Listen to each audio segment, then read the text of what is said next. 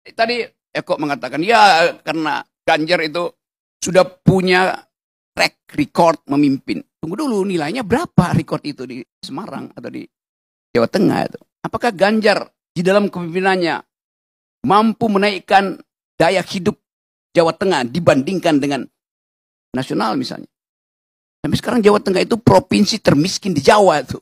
Nggak naik-naik juga.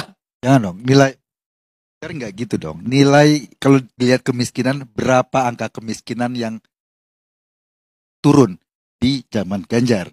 Kalau kita lihat provinsi termiskin, kita akan terus-menerus menyalahkan gubernur di Papua sana. Kalau ngelihatnya kayak gitu dong. Berapa angka kemiskinan yang turun, berapa pertumbuhan ekonomi, yang jelas-jelas pertumbuhan ekonomi Jawa Tengah di atas pertumbuhan ekonomi nasional, rata-rata. Lihatnya kayak gitu dong, yang fair dong. Oh, fair. Saya kasih data lebih konkret pada saudara ya. Oke. Indeks kemiskinan di Jawa Tengah 9,8. Indeks kemiskinan nasional 8. Indeks kemiskinan Jakarta 7. Jadi Jakarta mensubsidi Jawa Tengah. Nangkap nggak dasarnya itu? Itu dasarnya itu, melihat itu. Bertahun-tahun 40.000 anak SMA batal masuk SMA, yang potensi masuk SMA, karena daya beli turun. Itu faktanya. Jadi kalau kita nilai misalnya Ganjar boleh naik kelas dari gubernur pergi ke presiden, oke, orang akan lihat apakah Ganjar memenuhi perintah konstitusi. 1, cerdaskan kehidupan bangsa. 2, pelihara fakir miskin. Kemiskinan di Semarang itu nggak makin turun. Kecerdasan di Jawa Tengah juga makin turun. Jadi nggak ada hak Ganjar secara sosiologi. Secara emosional oke, nggak ada soal bagi saya. Karena PDIP nggak punya kader, terpaksa pinjam lagi kader dari Pak Jokowi kan. Nah itu kader pinjaman.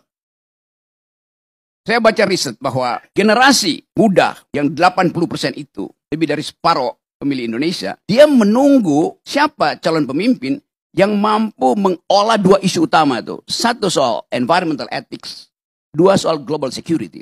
Mereka berjanji akan memilih ketika tahu manusia mana yang mampu untuk memberi mereka harapan bahwa akan ada Indonesia yang hijau ke depan, bahwa akan ada keamanan global ke depan itu. Itu yang lagi tunggu, yang nanti akan dibahas minggu depan mulai FISIP UI akan mulai memanggil, mengundang calon-calon presiden untuk bicara soal itu. Di situ nggak ada soal cinta-cintaan. Otakmu buruk, Anda nggak lulus karena akan dihajar oleh BEM UI itu. Itu poinnya di situ tuh.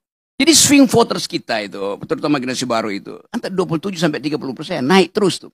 Karena menunggu isu tadi yang diterangkan oleh Fahri. Isunya apa? Bukan menunggu cinta Jokowi, menunggu isu calon-calon presiden ini untuk berkelahi di dalam ide itu. Karena coba kita uji misalnya. Kalau isunya adalah global security, di antara 3 itu siapa yang menonjol? Ya pasti Prabowo. Di dalam isu itu tuh. Secara intuitif orang anggap Prabowo paham tentang global security. Kalau isu itu tentang lingkungan, ya pasti Ganjar yang menonjol. Karena Ganjar tidak mempedulikan Wadas. Ganjar tidak mempedulikan Kendeng. Menonjol keburukannya maksud saya. Saya mau tunggu misalnya itu. Siapa yang berani untuk datang ke BEM UI berkelahi dengan mahasiswa di dalam panel yang dihadiri oleh akademisi untuk 2 hal itu.